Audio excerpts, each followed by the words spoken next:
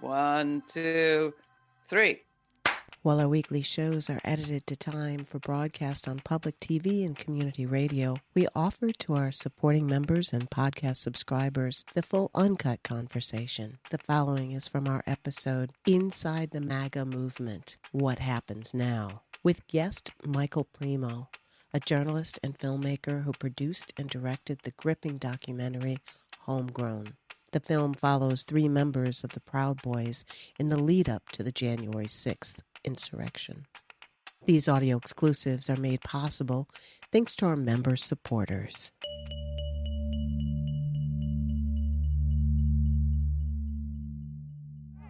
This was actually supposed to be a security brief for the Proud Boys, but I thought it was amazing that you guys came out to support us. When I started the conservative movement, it was old people on oxygen tanks and walkers. Yeah, not no more, brother. Not no more. The energy that we've gotten since 2016 has been phenomenal. We're waking up, baby. We, as people, have figured out what's really important and what's at stake. Our Constitution, our liberties, our freedoms. To the parasites, both in Congress and in that stolen White House. You want a war? You want it coming.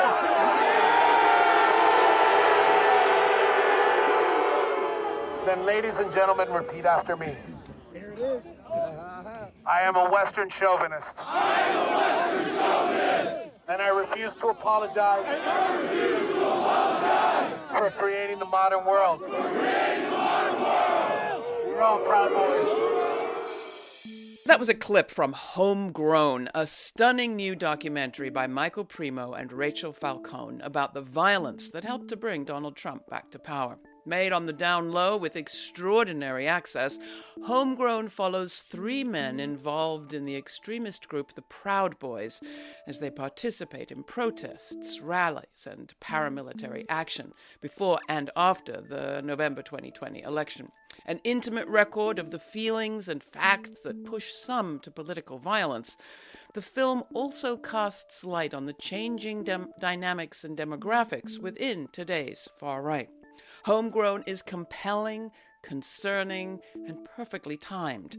On January 6, 2021, Michael Premo was there at the Capitol following one of his subjects, Christopher Quaglin, then a radicalized father-to-be, as he stormed the Capitol and assaulted officers, leading to Quaglin's arrest and sentencing to a 12-year prison term, one of the longest so far. Today, Quaglin is one of over 1,500 people charged and 900 convicted in relation to their acts on January 6th.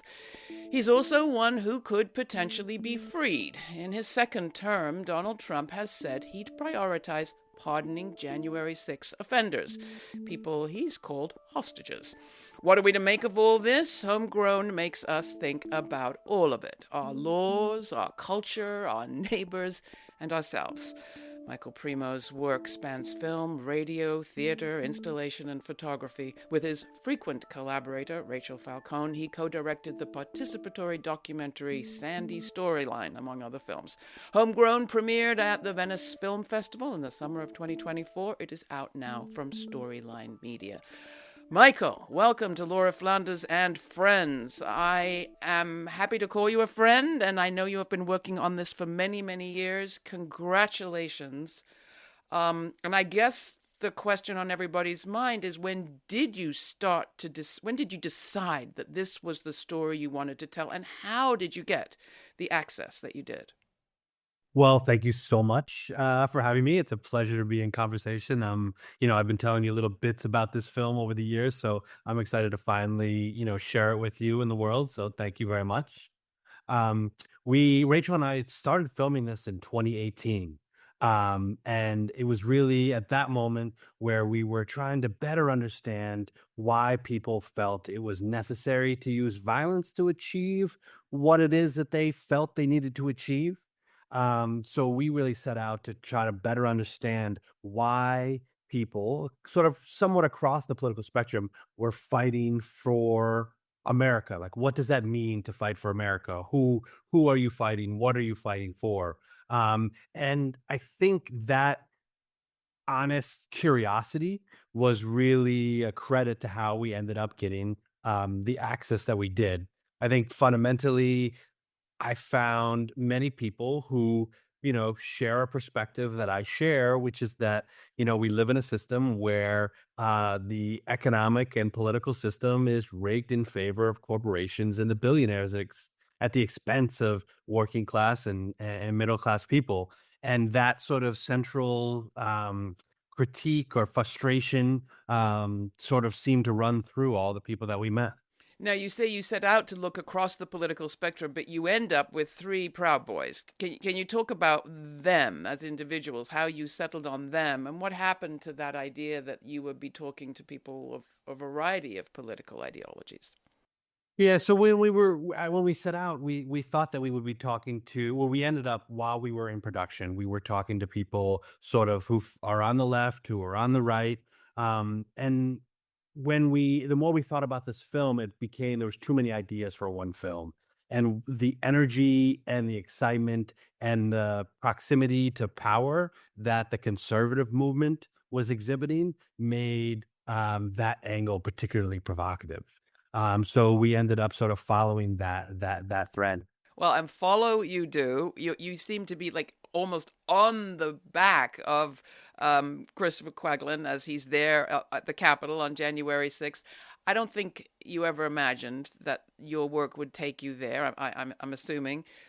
But one of the points your film makes so well is that what exploded on that day had roots far earlier. Is there a moment where you could see that possibly something like January 6th was on the cards? Yeah, I mean, why we ended up with the participants that we did was because we really saw this sort of level of energy and excitement bubbling in the conservative movement. And I'm very familiar with social movements, have been around many different types of social movements. And there was just this energy coalescing in a particular way.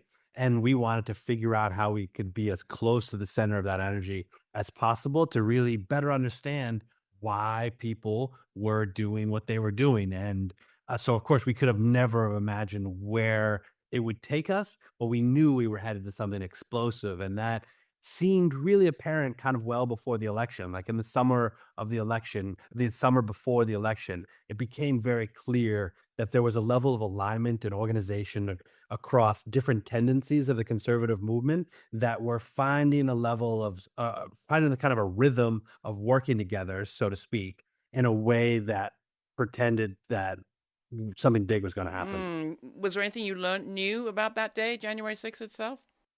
I mean, I think what we learned is that it was, I think overall what we learned is that the movement is much more diverse and dynamic than we sort of went in thinking. We did not expect to find people across a sort of racial and demographic spectrum like we did. I think there are a couple images I think that are sort of predominate around January 6th. And one of them is sort of people just sort of waltzing into the Capitol and wandering around the rotunda. And then there's sort of images of just, the sort of kind of the violence that was on the west side of the Capitol, which is where we were for most of the day. But I think people don't fully appreciate how this event was planned in public.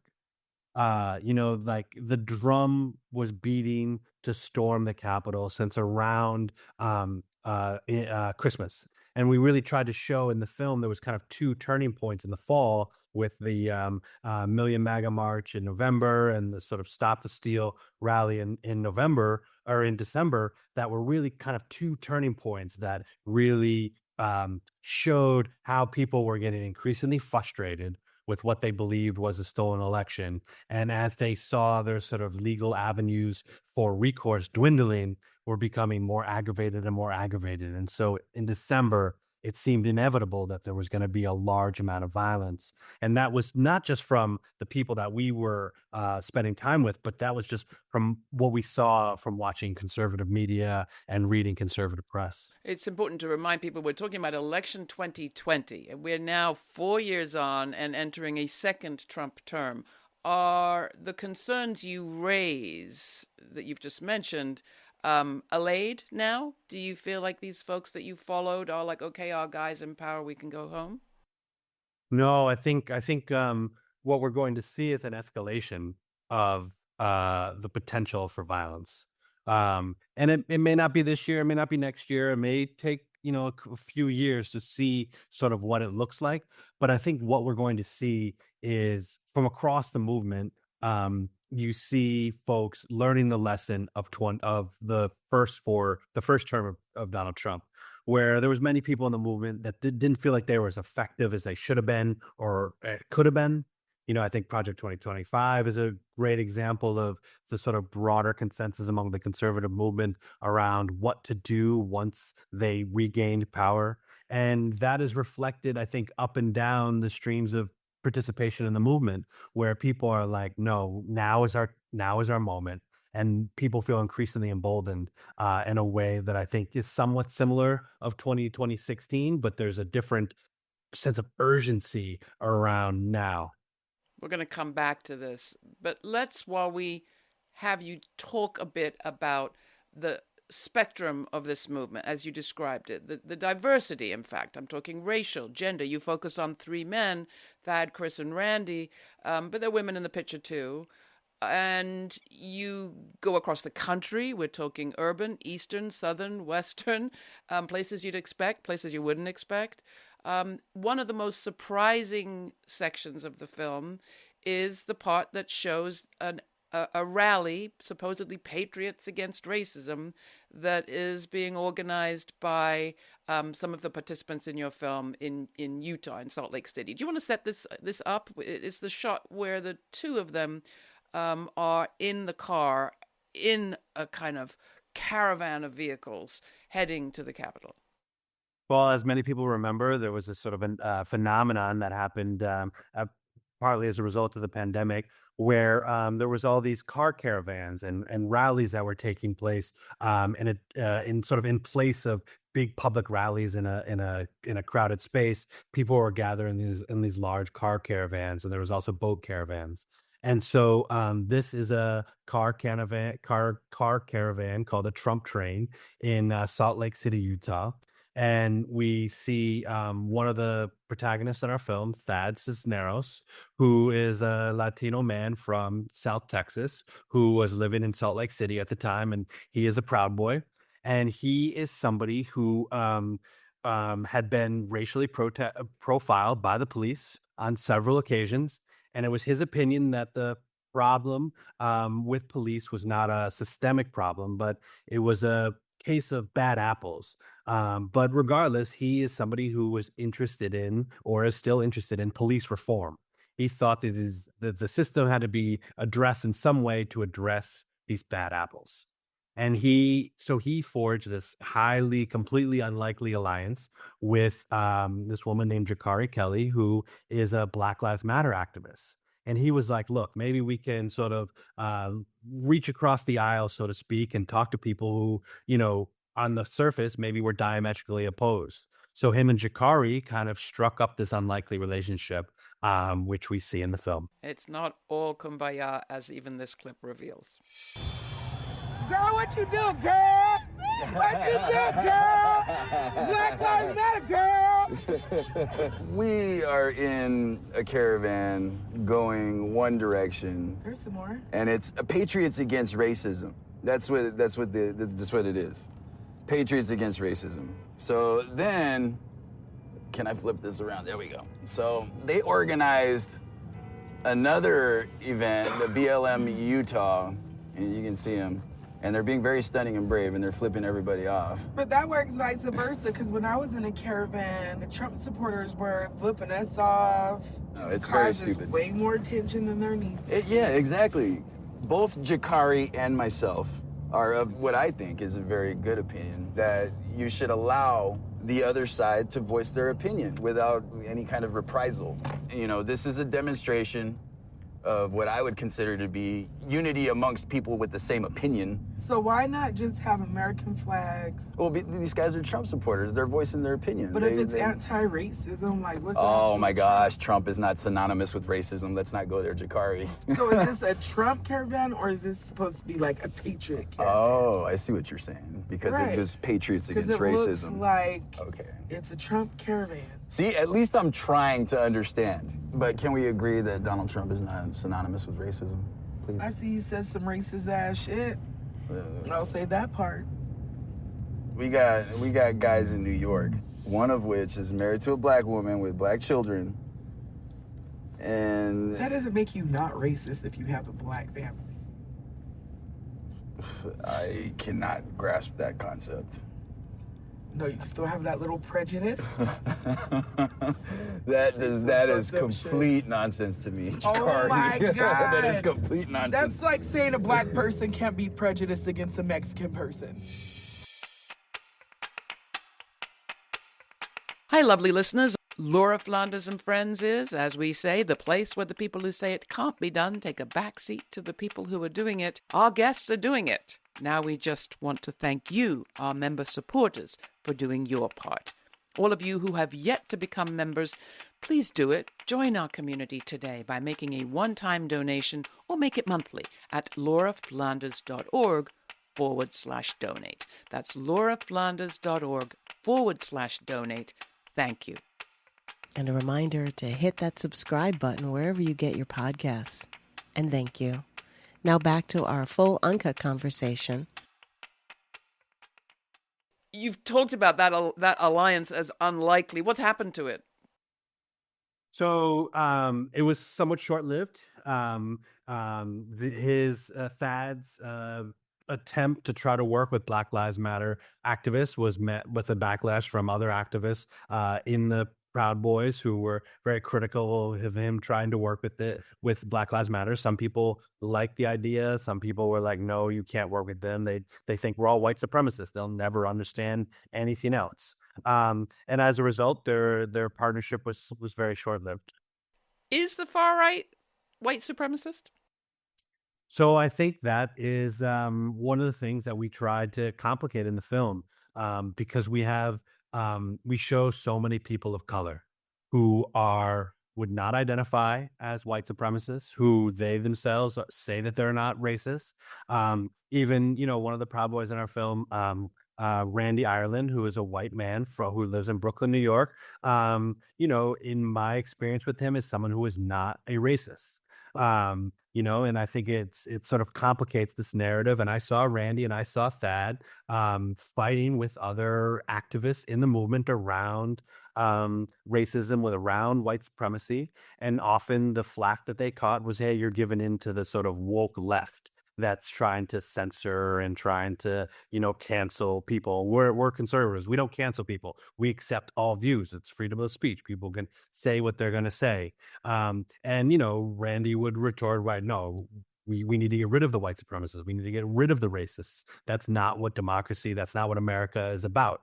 And this tension was present and it was palpable, and it was a level of debate, or it was a volume of the debate that I didn't expect to find. I was expecting it to be a settled issue that sure, white supremacy is the way, and there's no other room for conversation. But that's not what I encountered at all.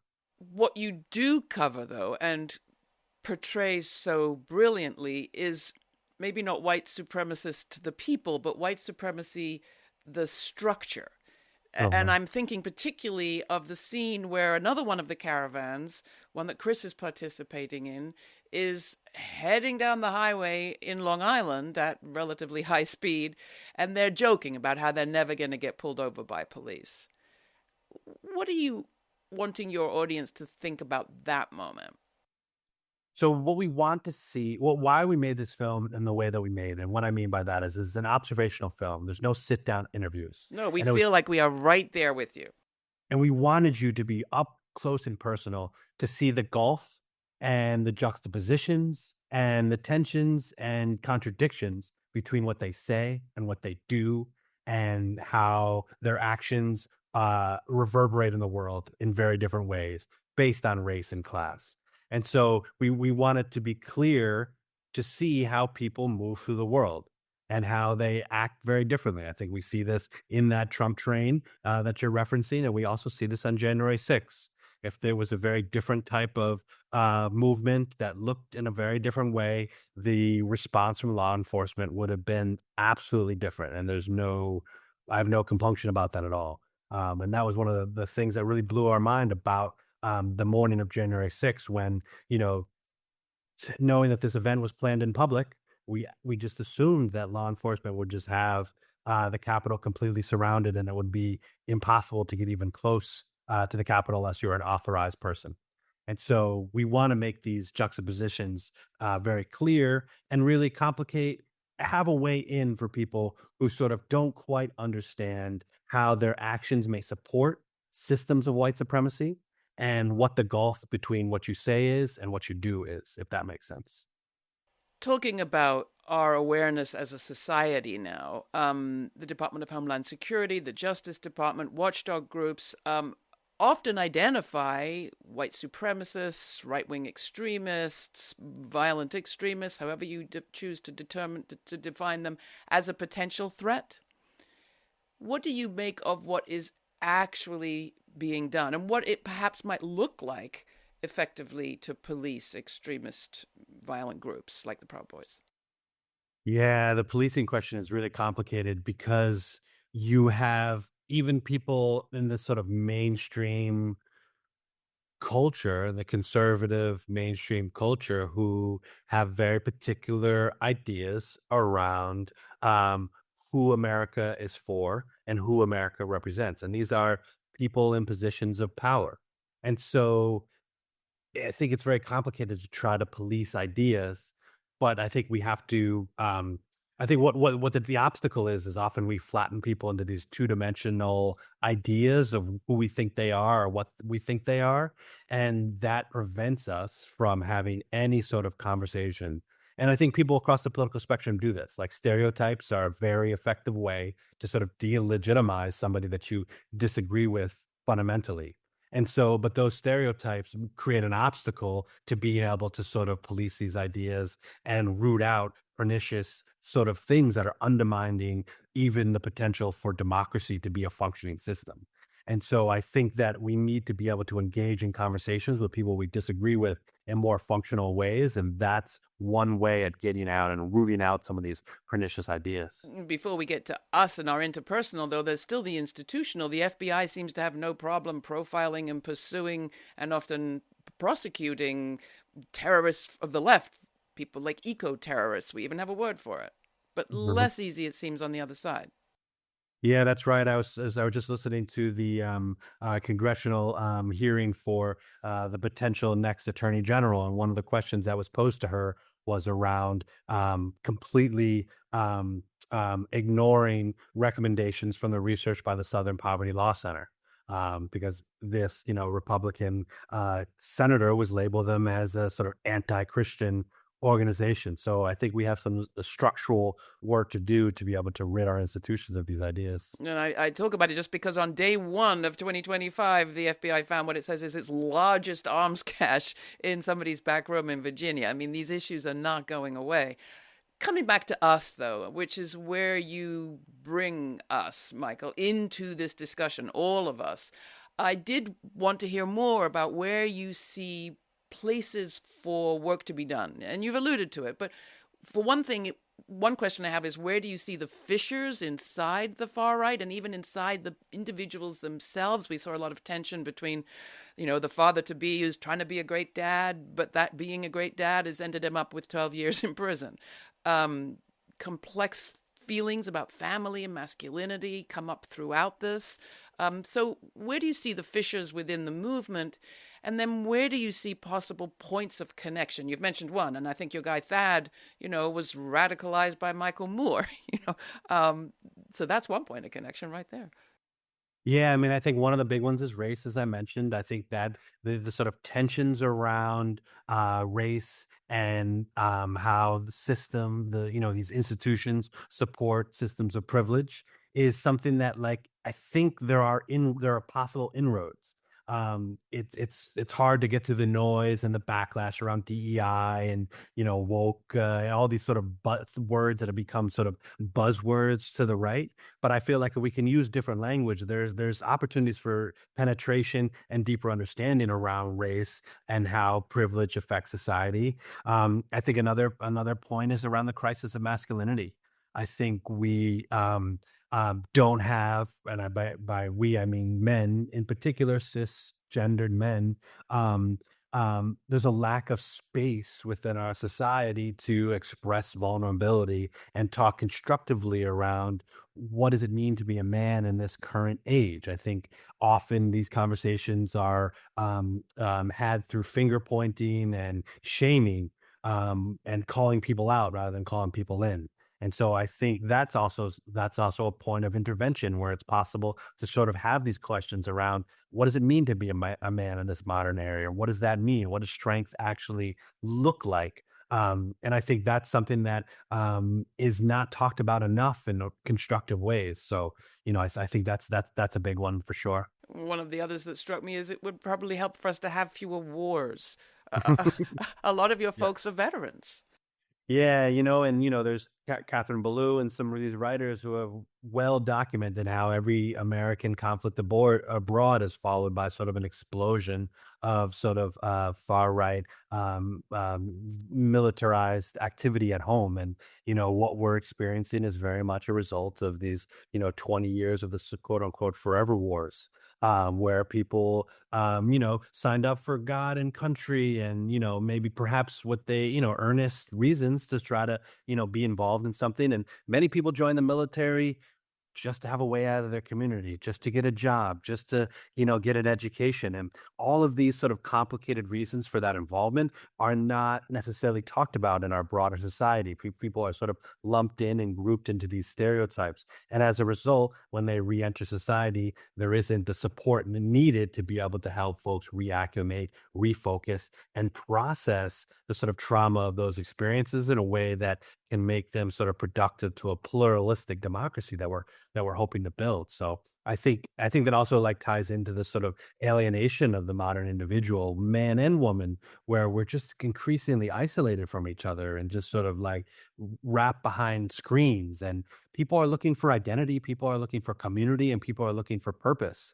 And particularly white people who might not necessarily feel, maybe unless you're like Irish, or maybe you're Italian, you have a Martin Scorsese and Francis Ford Coppola movies to like kind of, help sort of create cultural anchors for your identity. Like, people are struggling to sort of find, not be alienated in society and really connect with the strong identity. And we don't have sort of the language in our current culture for how we help people do that. It did occur to me as a woman watching some of these stories that possibly if we could have figured out how to connect to some of the increasingly disgruntled wives and mothers and female partners of these guys and given them a little bit more help to stand and work with their men, that might have been another fruitful avenue.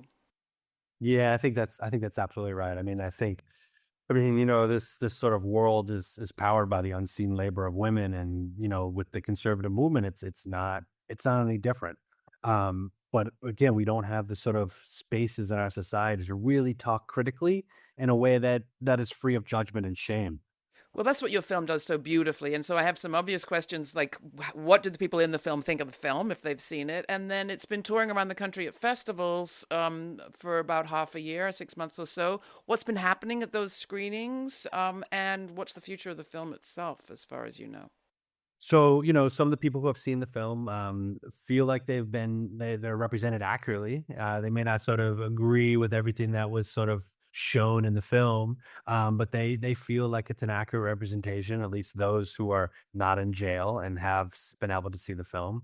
And we were very lucky to premiere at the Venice Film Festival. And as a result, we've gotten really positive press, and we've been touring to festivals around the world, as you mentioned. And we have had broadcasts, very special broadcasts to coincide with the presidential transition in Spain and Germany. And it's interesting. What about the U.S.? Yeah, but not in the U.S. yet.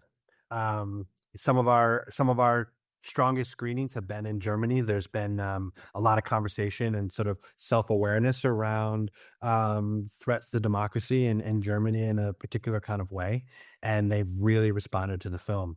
But we've hit up against this sort of malaise of corporate America in the United States, which is doing what I've been calling, they seem like they're counter programming the apocalypse with sort of light fare and things that don't sort of challenge the way we think and that what we understand. And we're sort of in this era of confirmation cinema when it comes to documentary, where a lot of these programmers and these sort of corporate media want documentaries that confirm what we already know, that don't challenge or nuance our understanding of the world around us. So we're sort of working through that, but we're hoping that a courageous broadcaster might step to the plate, particularly as pardons come down for these people who participated in January 6th. And hopefully there's a broadcaster out there who does not want to participate in the rewriting of history.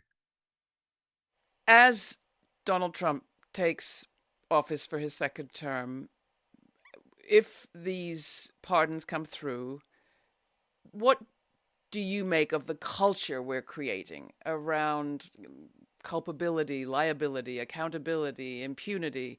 Trump, of course, being the first felon now to sit in the White House, but having been sentenced to no time. Well, I think one of the biggest things that it'll do is sort of reinforce this culture where this lack of accountability culture in which we exist, where people can, commit acts of violence with impunity and without any sort of accountability. And that's, kind of scary, because I think what it pretends is, but the potential for an escalation of violence.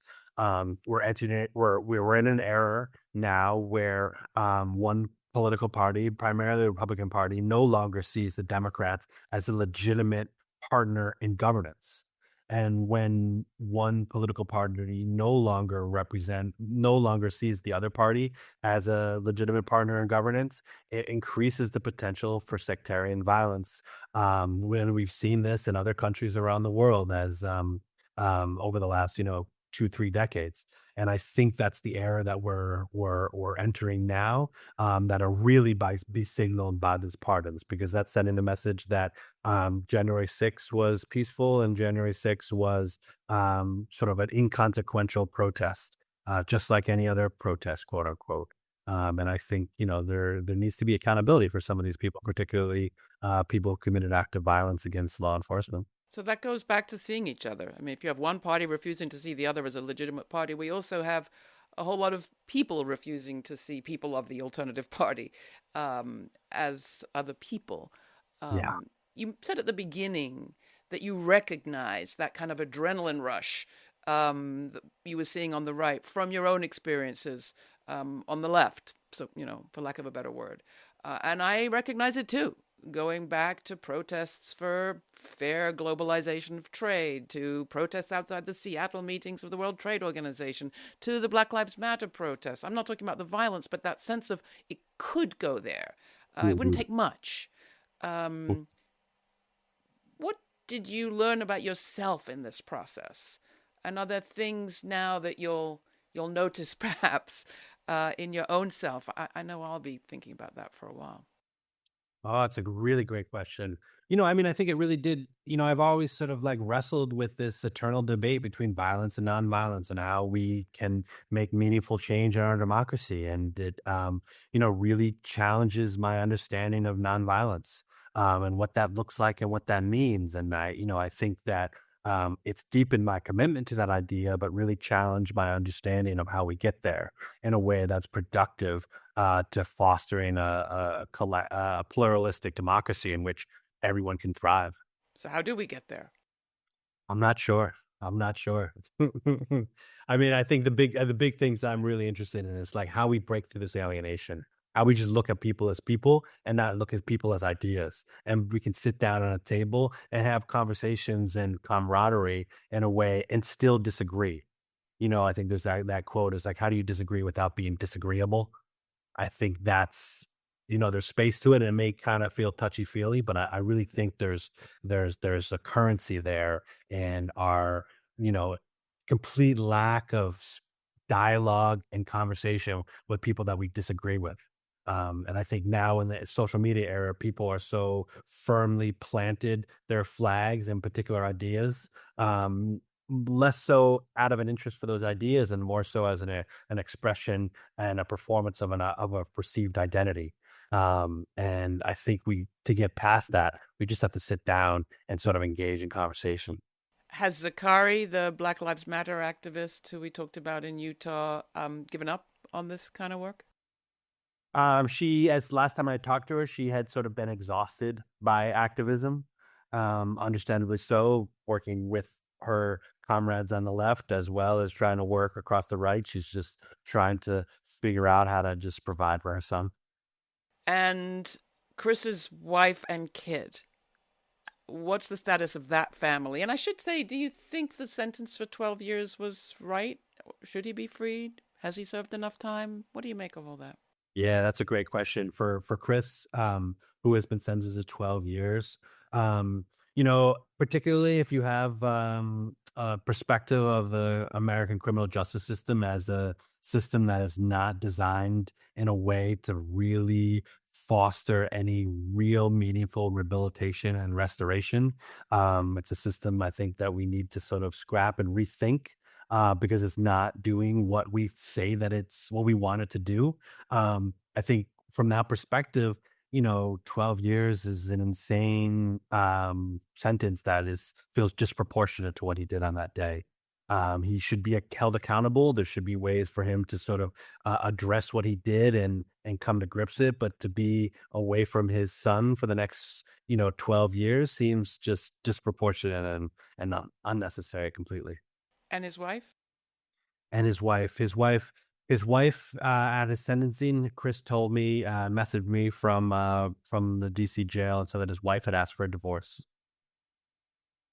Well, we'll leave that story there. Maybe there's a follow-up to come. I look forward to anything that you go ahead to make, Michael. I'd love to hear what your next project is. And I'll ask you the question we ask everybody in this show, which is, what do you think is the story that the future will tell of this moment? You started by saying that you were actually still quite afraid. Yeah, I mean, I think, seeing the amazing glowing examples of humanity after disaster like the fires in California at the moment always give me moments of hope. But I think that people 10, 15, 20 years from now, we'll look at this moment as a turning point in American democracy when some of the sort of the infrastructure of reason that buttresses the system of democracy was chiseled away in a really significant way. I think we're turning a corner, and democracy in America is going to look very different in the next century. Michael Premo, thank you so much with Rachel Falcone for the extraordinary documentary Homegrown. We'll have much more information about it at our website, and I thank you so much for being with us. I really appreciate this conversation. Thanks for having me on. Thanks for taking the time to listen to the full conversation from our episode Inside the MAGA Movement, What Happens Now, with guest Michael Premo, a journalist and filmmaker who produced and directed the gripping documentary Homegrown. The film follows 3 members of the Proud Boys in the lead-up to the January 6th insurrection. These audio exclusives are made possible thanks to our members' supporters. Please join our members now by making a one-time donation or make it monthly. All the details are at lauraflanders.org. And thanks again to all of our member supporters.